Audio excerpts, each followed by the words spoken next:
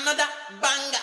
Make a call, make a bong bong bong, make a call, make a deep body bong bong bong, your body kakara, make a bong bong bong, on a make it.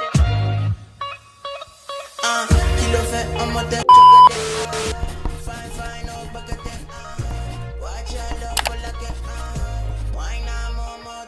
Hey friends, welcome or welcome back to my channel. As you can see from the title, the thumbnail, the description box, today I'm going to be doing yet another country review, and today we're going to be chit-chatting about Guatemala. But before we get into the video, please make sure you are subscribed to my channel and turn on your post notifications so you never miss when I do post a video. So when doing these country reviews, I did one before this one, I decided to break up my review into like 5 parts.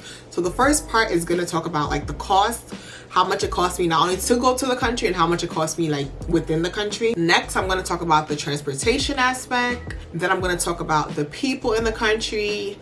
Is the country solo travel friendly? And lastly, how much time I feel like you should spend in the country or in the city. So first up, how much did it cost me to go to Guatemala? So I bought my Guatemala ticket in December and I went to Guatemala in February of this year. And I believe I spent, I want to say between $200 and $300. Again, if I could find the ticket, I would just pop it up on the screen. But yeah, it honestly wasn't expensive.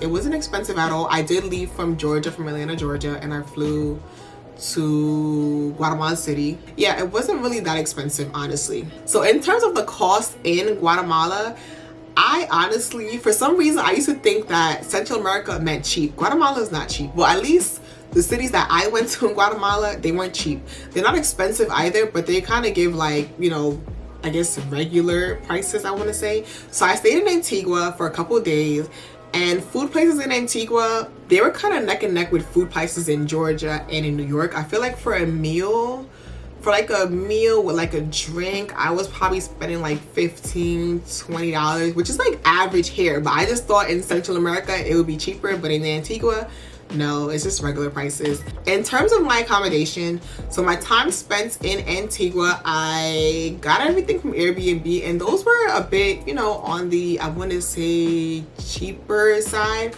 I think for my Airbnbs, I want to say per night it was definitely less than $100. That's what I want to say. I don't remember the exact cost, but I know that they were pretty cheap. Now, when I was traveling around the lake, that's when things started to get a bit pricey. So the first place I stayed at was Sababa, and I think Sababa was in San Pedro. Please don't shoot me. I keep mixing up San Pedro and San Marcos, but I really believe it was in San Pedro.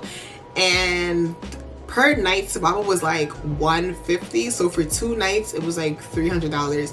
They do offer like a hostel, but I kind of wanted a private room. So yeah, Sababa was like $300. And then Lush was another pretty penny. Lush, I think per night, Lush was probably like, I want to say $175 to $200. It can definitely get pricey around the lake, so make sure you do your research so you know where you want to stay and how much you'll need to stay at these places. So next on the list is transportation. So when I first arrived in Guatemala City, I arranged a pickup with a company called, I believe it was Guatago, and they picked me up from the airport in like a shared shuttle. And honestly, I was kind of lucky because even though the shuttle was like a shared shuttle, it was just me and like one other person in the bus. I think the shuttle can hold up to like 10 people, but like I said, I lucked out. It was just me and one other person. And that was, I believe, $25 for a 1 hour and 30 minutes ride. So not bad at all. Really couldn't complain about that. And from Antigua to the Panajachel or Lake Atilan, that was about a 3-hour drive. And also I did the shared shuttle through the same company, and I think I paid like $19.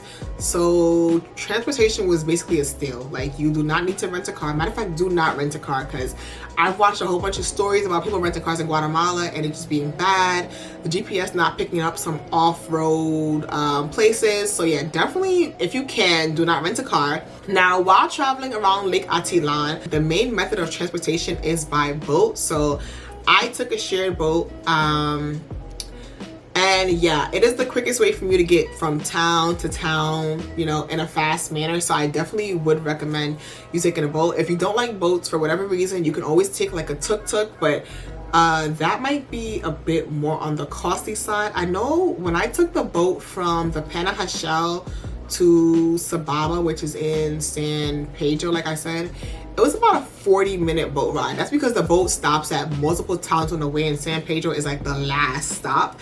And after conversions, I want to say it was like $4, $3 around there. So again, really not too expensive. And once you're in these towns, you're able to take tuk-tuks, and yeah, like I said, really not too expensive. Can't complain about that. Next, the people. So the people in Guatemala, they were definitely friendly, definitely helpful, definitely patient, because my Spanish is like thumbs down, and they were patient, they were kind, understanding. I did love that. So that was a positive aspect. Now, in terms of the negative aspect, I really feel like while you're out there, you really have to bargain. Like, it is a bargaining game. Like, the tuk-tuk drivers, the boat owners, the people who are selling things on the street, they will try to scam you. They will try to scam you. Before you buy anything, please make sure you negotiate your prices beforehand. Before you even get in a boat, ask somebody like around the area who knows the area. Okay, how much should the boat be from this place to this place? The tuk-tuks as well. Before you sit in a tuk-tuk, please make sure you know how much you're paying, because if they can, they will get you. They will scam you. But overall, yeah, the people in Antigua and around the lake, they were pretty hospitable, very friendly. Like I said, just be careful of people trying to haggle you. Just keep that in mind. Next, is it solo travel friendly? I definitely would say Guatemala is solo travel friendly. I probably wouldn't do it for your first solo trip because there's just so much to do. So that was the first trip that I actually felt like a content creator, because I was there for a week, and within that week, oh my god, I did so much. I stayed in 4 different accommodations in 1 week. Like, it was just so much to do. So I feel like as a solo traveler, you might get overwhelmed. But in terms of like safety, yeah, I would definitely recommend it. I felt safe. I really didn't have any issues in terms of my safety. I forgot to mention, while in Guatemala City, Uber does work. So I did take Ubers a couple times. Uber Eats works as well, and they have their own version of Uber Eats. So yeah, definitely solo travel friendly if your concern is safety. And like I said, there's just so much to do both in Guatemala City and around the lake. So yeah, I would recommend it for a solo trip. So length of time, as I stayed in Guatemala for 7 days. And if you go to Guatemala, I definitely think if you can, try to do like 9 to 10 days, because even though I was there for 7 days, there were some things that I didn't get to do. There were 2 things that I didn't get to do. I wanted to go to Habatenango. Habatenango is like this mystical fairy hobbit looking place where you can do axe throwing.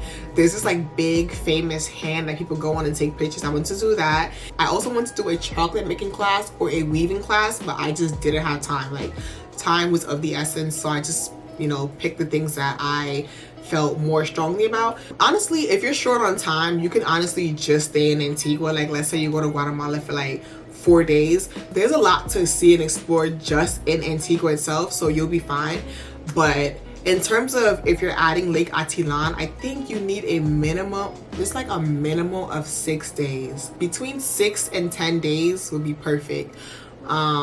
Just to get a full like overall of Guatemala, depending on what it is that you want to do. But yeah, I definitely do need to go back to Guatemala, because like I said, I have a lot of unfinished business there. But yeah, so guys, that's it for this review. Honestly, like I said, I love Guatemala. If you're thinking about going to Guatemala, go for it. At first I was skeptical to go, and I'm really happy that I did.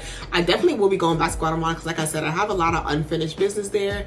But yeah, if you like this video, please give me a thumbs up. Make sure you are subscribed to my channel and turn on your post notifications so you never miss whenever I do post a video. And if you have any more questions about Guatemala, Antigua, Lake Atilan, leave them down below, or feel free to like DM me on Instagram. And I'll see you guys in my next video. Bye.